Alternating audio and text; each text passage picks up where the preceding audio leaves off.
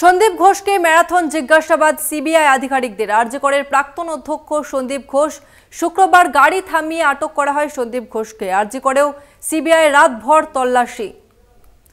আরজিকরের সদ্য প্রাক্তন অধ্যক্ষ সন্দীপ ঘোষকে ম্যারাথন জিজ্ঞাসাবাদ সিবিআই আধিকারিকদের। শুক্রবার তার গাড়ি থামিয়ে তাকে আটক করা হয় এবং এরপরেই সিজিও কমপ্লেক্সে নিয়ে যাওয়া হয় প্রাক্তন অধ্যক্ষ সন্দীপ ঘোষকে এবং একই সঙ্গে আরজিকরেও সিবিআই রাতভর তল্লাশি।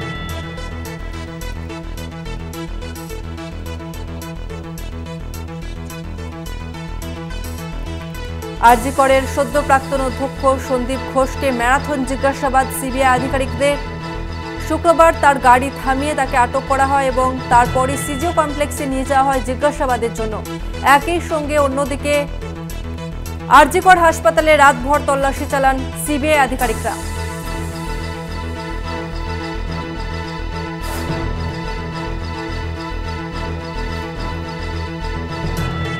প্রতিনিধি রিয়া মাঝি রয়েছে আমাদের সঙ্গে। রিয়া, কিছুক্ষণ আগে যেমনটা তুমি জানাচ্ছিলে যে সন্দীপ ঘোষ তিনি এই মুহূর্তে সিজিও কমপ্লেক্সে আছেন না সেখান থেকে বেরিয়ে গেছেন তা কিন্তু এখনো স্পষ্ট নয়।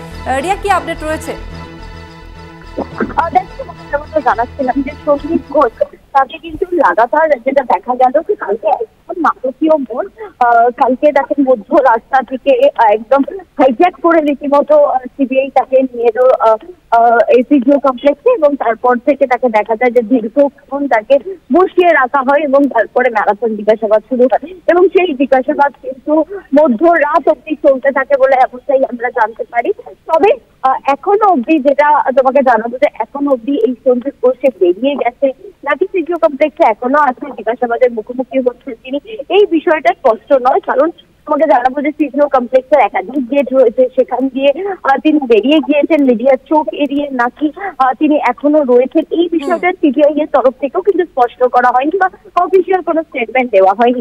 সেই কারণের জন্য এটা কিন্তু বোঝা কার্যত অসম্ভব যে সন্দীপ ঘোষ তিনি এখনো রয়েছেন নাকি তিনি বেরিয়ে গেছেন। তবে যেটা তোমাকে জানিয়ে রাখবো যে কালকে ভোর রাত অব্দি তার জিজ্ঞাসাবাদ হয়েছে, এটা কিন্তু কার্যত আমাদের কাছে পরিষ্কার এবং যেটা সূত্র মারফত জানা গিয়েছে যে ভোর 4টে অব্দি তাকে লাগাতার জিজ্ঞাসাবাদ করা হয়েছে। বেশ, ধন্যবাদ তোমাকে রিয়া। আমরা কথা বললাম প্রতিনিধি রিয়া মাঝির সঙ্গে।